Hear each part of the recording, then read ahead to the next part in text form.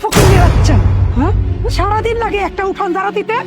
এই তোরে কখন কইছি উঠানটা ঝাড়ু দিয়ে আরো সমস্ত কাজকর্ম করবি, এবার কে করবে? জানেন ব্যথা লাগে না? সারাদিন আপনাদের সংসারে সব কাজ আমাকে দিয়ে করেন, তারপর যখন খুশি তখন আমার গায়ে হাত তুলেন। এগুলা কি? কেন?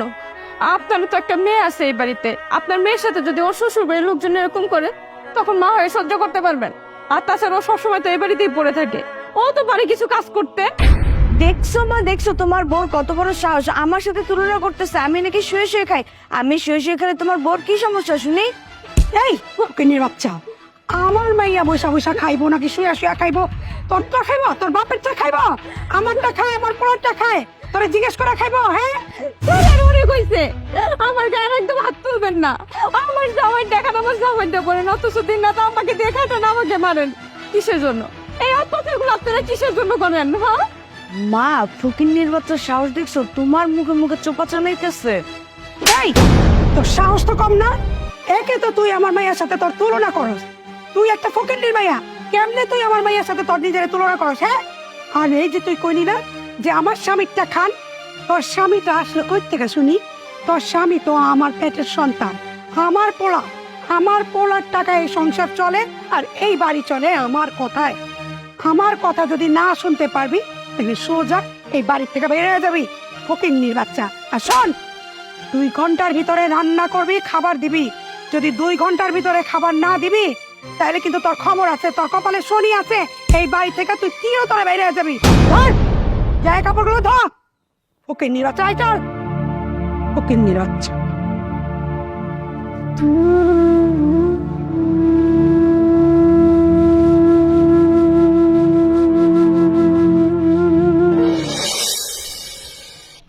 আরে সাগর না?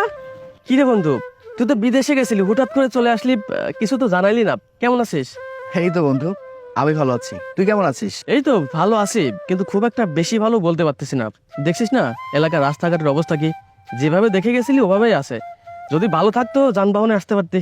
এটা নিয়ে কোনো সমস্যা নেই, আমি তো ছোটবেলা থেকে এখানে বড় হয়েছি, এসব আমার অভ্যাসে পরিণত হয়ে গেছে। আর পরিবর্তনের কথা বললি না, একটা সময় ঠিকই পরিবর্তন হবে। আচ্ছা দোস্ত, আমি তোকে একটা কথা বলতে চাচ্ছিলাম, তুই জানিস কি না? কি ব্যাপার? মানে ওই কিভাবে যে বলি, তোর বউ মানে আমার ভাবির সাথে তোর মা তোর বোন যে আচরণ করে, আমার কাছে কেমন যেন লাগে, খুব একটা ভালো আচরণ করে। আমি একদিন হুট করে দেখেই ফেলেছিলাম। এই ব্যাপারটা হয়তো তোকে ভাবি বলছে কিনা আমি জানি না।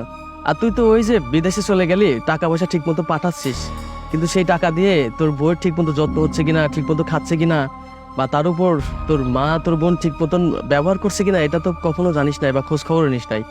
আমার মনে হয় তোকে অনেক কিছু লুকানো হয়েছে। তুই কি জানিস এই ব্যাপারটা? আরে কিসব কথা বলছিস তুই? তোর মনে হয় কথা ভুল হচ্ছে। দেখ, আমার জানা মতে এমন কোনো কিছু হবে না। তার কারণ একটাই, আমার বউয়ের সাথে আমার কন্টিনিউ কথা হয়। তার সাথে যদি কোনো ঝামেলা হতো আমাকে তো ফোন করে বলতো যে আমি এই সমস্যার মধ্যে আছি নাকি। আর তাছাড়া আমার মায়ের প্রতি, আমার বোনের প্রতি আমার যথেষ্ট বিশ্বাসের জায়গা আছে। ভুলভাল কথা বলিস না বন্ধু, তুই যা তো।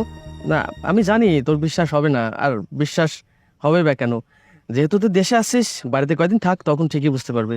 আমি যাই রে, একটু কাজ আছে, বিকেলবেলা তোর সাথে দেখা করবো না। ঠিক আছে, আসি।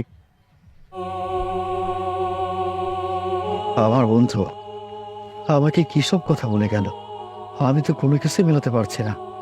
আমার বোন, আমার মা আমার বউয়ের সাথে খারাপ আচরণ করে, অথচ আমি কিছু জানি না। আমার তো কোনোভাবে বিশ্বাসই হচ্ছে না। না, আগে বাড়িতে যাই, তারপর দেখা যাবে। বেরো বেরো বেরো ফকিন্নির মাইয়া, বাপের কাছে নালিশ দেশ আমাদের নামে না? আজকে তোর এই বাড়ি থেকে বেরো বাইরে। মা, কি হচ্ছে সব? বাবা তুই তুই হঠাৎ না বলে চলে এলি, আমাদের তো জানাইলিও না। হ্যাঁ, আমি হঠাৎ করে আসলাম। তার আগে বলো তো, তোরা মায়ের সাথে কি করছিলে?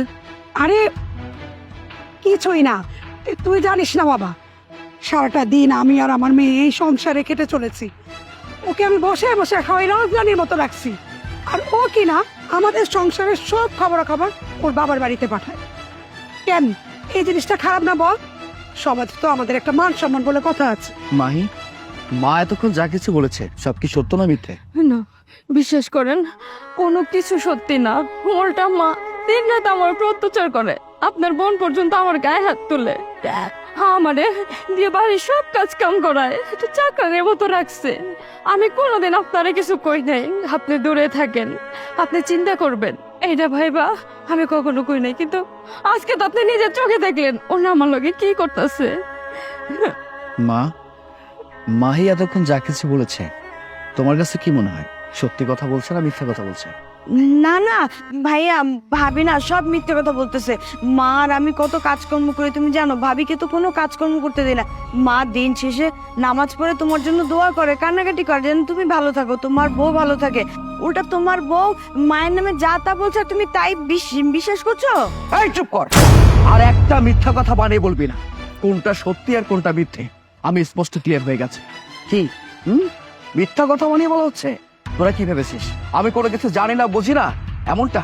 হ্যাঁ, আমি এটা মানছি যে আমি এতদিন বিদেশের মাটিতে ছিলাম, মাই আমাকে কোনো কিছু বলেনি, বলার হয়তো আমার সুযোগ ছিল না। কারণ একটাই, কারণ মাহি এই পরিবারের মানুষগুলোকে ভালোবাসে। এই পরিবারটার প্রতি তার যে মায়া মমতা ভালোবাসা সেটা অন্য কারোর মধ্যে নেই।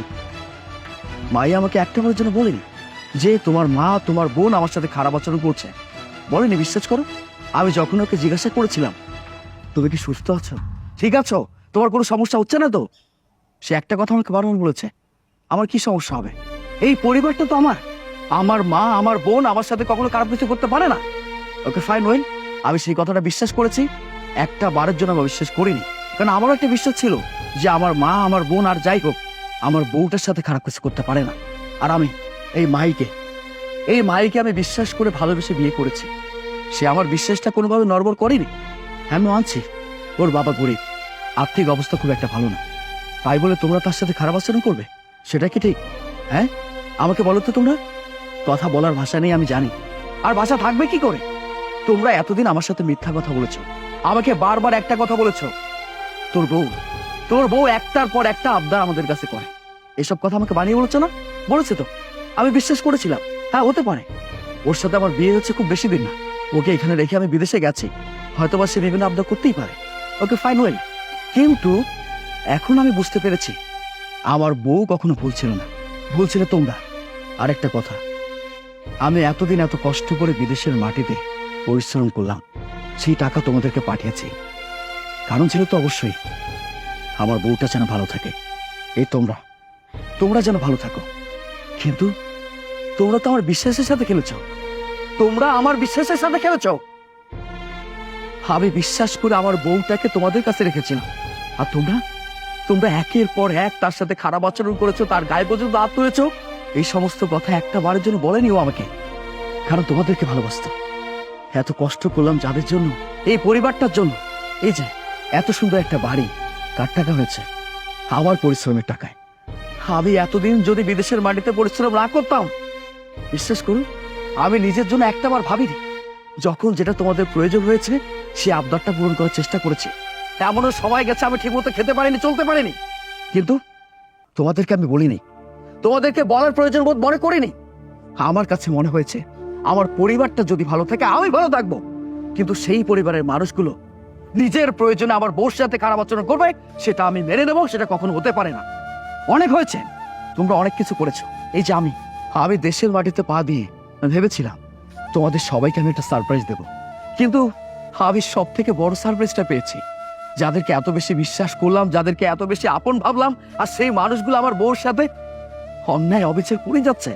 অনেক হয়েছে, আর নয়, অনেক সহ্য করেছি আমি, নতুন করে আর কোনো কিছু সহ্য করতে চাই না।